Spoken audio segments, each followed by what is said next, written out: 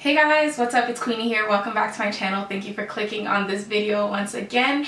If you're new, make sure you hit the subscribe button down below because I don't want you to miss any more videos. I want you to come back and hang out with me again. And if you're not new, thank you for coming back and spending some more time with me and for taking time out of your day to watch my videos. It's really great. Today I'm going to be talking about natural hair products that I have had for years. I feel like I always talk about new things that I'm trying and things that I want to try, but I never really mentioned the things that have been in my drawers for literally years. There are a few products that I've literally had in my drawers for the past 10 years, honestly guys. Like, I have had things since I started my natural hair journey and I don't talk about them often. So if I'm going to, if I'm going to recommend anything for a natural to start out with, or if I'm going to talk about anything that I feel like are my go-tos, I might as well talk about the things that I've had for the longest, right?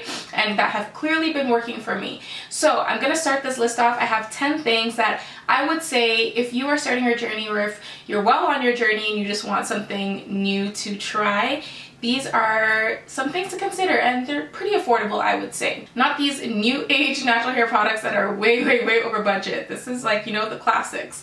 Okay, so let's start off this list with something you guys could probably already guess. The first one is the Shea Moisture Jamaican Black Castor Oil Leave-In Conditioner. I have been using this for years. I can't even remember when I started. Probably when it first came out, when that line came out. I think I was living in LA at the time, and that's when I started using it.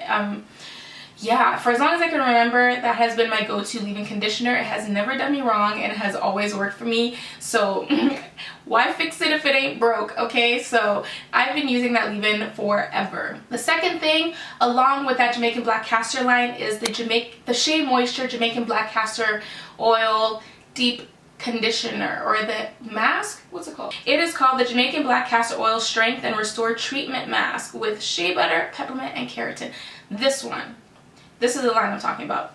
So I have had these. I always have some in my drawer just ready on backup all the time. So that is one of my favorite masks. So if you're looking for a good deep conditioner and a leave-in, those two together are amazing. When it comes to the shampoos, I'm pretty open and free with that, but the leave-in and the deep conditioning mask, I do not play with those, and those two are the ones that I get all the time, over and over for years, if one of my new products fail me, basically. Okay, so the next product, I guess technically I will be mentioning 3 in this one. So the third, fourth, and fifth are going to be the Aussie Mega Moist line products. So the Aussie shampoo, the Aussie conditioner, and the Aussie 3-minute moisture. Those, they don't leave my drawer. They're so affordable, they're so good, and I have no reason to get rid of it. I do not care for expensive shampoos, and I honestly don't really care for expensive conditioners either. Like I said, I like to splurge a little more on leave-ins and deep conditioners and masks, but when it comes to shampoo and conditioner, things that I'll be using all the time, I do not like to go overboard on those. So with that being said, the Aussie Mega Moist line, all of those, $3 each, I am good. Even like $2, I think it's like $2 a bottle or something like that. So I've had those in my drawers forever. If you are a new natural and you need shampoo and conditioner, I promise you, those are like the go-to things, and you can't mess up with those. Also, don't mind my hair. It's just pulled back in some braids or some cornrows just to prepare it for a braid out, and I kind of like the way it looks, so I'll probably go out like this anyways. It's in a little bun at the back. It's really messy. I parted it with my fingers, swooped my edges, made it look a little neater, and I can wear this for a few days until my hair is ready for a beautiful braid out, okay? But I think it looks pretty good. Let me know what you guys think. Alright, so the sixth thing is the Kinky Curly Curling Custard. Another thing that I've had for years, and I'm pretty sure when it first came out is when I purchased it, and that's also when the natural hair movement really started shifting, so of course products were coming out every day. Kinky Curly was one of those, and you could get it at Target at the time, I remember, and I picked it up so fast. And I remember when I first tried it, it was kind of trial and error, but now, till this day, it is the only gel that gets my hair curly and moisturized at the same time. It's not the strongest hold, but it's the strongest hold in a natural gel that I've tried so far. So it keeps my hair curly and soft, and it clumps it together so my kinks and coils are just like fluffy and on point. I sometimes use a harder gel just to kind of seal it up a little bit, but I have used this product for years. It is an investment. It's expensive for one jar, but I promise you it is worth it. I can never buy something that expensive over and over if it's not that good. So you guys take it from me. Kinky Curly Custard, if you use it properly, is life-changing. If you use it properly, you have to make sure that you're not using it on dry hair. There's a whole method to it, honestly. So if you are using it properly, I'm telling you, it is one of the best products ever. So the next three things, so the 7th, 8th, and 9th product are all oils. These are 3 oils that I have had in my stash forever. So the first thing is grapeseed oil. It is a oil that I use to hydrate, moisturize, seal my hair, whatever it is. It is, I don't know if scientifically it's one of the oils that actually penetrate your hair like other oils, but for me, I find that it moisturizes my hair very nicely, paired with avocado oil. And I think avocado oil is one of the ones that actually do moisturize your hair. I could be wrong, but I have found for me, grapeseed oil and avocado oil are the only oils that actually do work on my hair without drying it out, without sitting on top. And I know a lot of people are against oils nowadays, but that just seals it off for me and makes sure my hair keeps the moisture in. And then when it comes time to wash my hair, I just wash it really well so I can get all the oils out and my hair can be ready to absorb new products again. So grapeseed oil, avocado oil for my hair strands have been life-changing. And the third oil, aka the 9th thing on this list, is tea tree oils. I just thought tea tree oil was a disinfectant, weird product that just was not for me. But as I've gotten older, I've realized that my scalp does have some issues sometimes, and I don't even know what it's called, but I don't want to diagnose myself, but I do have an issue with pulling out my hair from my scalp. Like, it is such a satisfying thing for me, and it's a terrible habit that I haven't actually talked about on YouTube. It's something that I deal with and I have dealt with my entire life. I love picking at my hair and pulling it out. My mom knows this about me. She always says, like, stop doing that. Like, you're always doing that. And she's the first person that noticed it.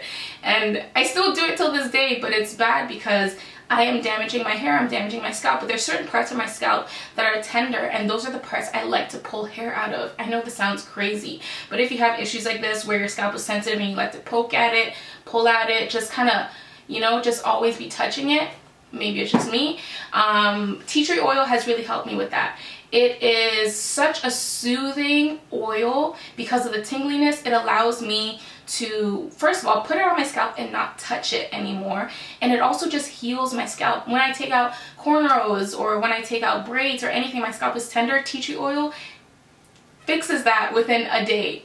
Put it on the night before, the next morning my scalp is no longer in pain or sore whatsoever. Tea tree oil has been able to do that for me, so I haven't changed that. The only time I will switch it up is when I mix it with a little bit of peppermint oil, but honestly, tea tree is what I usually have on hand, and I know it works the best. So I use that to heal my scalp, and that keeps me from damaging my hair and damaging my scalp, and allows my hair and my scalp to be happy because it's not in pain all the time. And yeah, I think that's more of a health thing for me that I use for my scalp. And keeping my scalp healthy in turn keeps my hair healthy and my hair looking good and fresh and just on point. So tea tree oil for my scalp is number 1. Okay, and the last thing is another leave-in conditioner that I have been using for ages, and that is the Aunt Jackie's Quench leave-in conditioner. This is something I've been using on and off for years. One, because it's affordable. You know I love my Shea Moisture leave-in, and that is more on the expensive end. So when I'm feeling like I want to switch in and out of conditioners, I use the Aunt Jackie's Quench. That's a leave-in conditioner that's very watery. It's wet. I pour it in my spray bottle, spritz that in my hair when it's in a bun, when it's in a braid out, when it's in anything, and it just gives it a quick boost, quick hydrating boost. And I will say it's a product that I don't find hydrates my hair for a long period of time like the Shea Moisture one. But then again, I kind of feel like it's also one of those you get what you pay for, you know what I mean? So I can't complain too much about that. I use it for quick refreshing, quick moisture, and maybe sometimes when I know I'm braiding my hair to go under a wig and I don't need it, I don't want to use my expensive stuff, I'll use my cheaper one, which is the Quench leave-in. So I find that it gets the job done. It just doesn't give me that long-lasting moisture that I need all the time. So other than that, I love it. But yeah, these are things that I've had for years because 1, they're accessible, 2, they're affordable, and 3, they're reliable. They do not change. I think they did change the Shea Moisture a little bit, but these things have been consistent for me. If you're a new natural or an old natural, I will say some of these you might want to consider adding to your stash to kind of just keep in the background all the time because they have not failed me. And so far, it's been good. So that is basically it for this video. I just wanted to share with you guys some of the products I've had for the longest and which I guess I would consider the best from my track record. Clearly I like these things and they must be good if I've had them for this long. So that's it, guys. I hope you enjoyed this. I thought it was insightful. Someone requested this video a few days ago, so shout out to you. Make sure you thumbs up this video, comment down below, subscribe obviously, and turn on the notification bell if you haven't already so you can get notified when I post, and then you won't miss any more videos from me. I mean, if YouTube would act right and would actually send the notifications out when I post my damn video, then maybe you wouldn't miss any more videos, but that's another issue. Follow me on my other socials, aka Instagram, and I would love to connect with you guys on there. Thumbs up this video, like, comment, subscribe, all of that fun stuff, and I will see you beautiful people in the next one. Bye!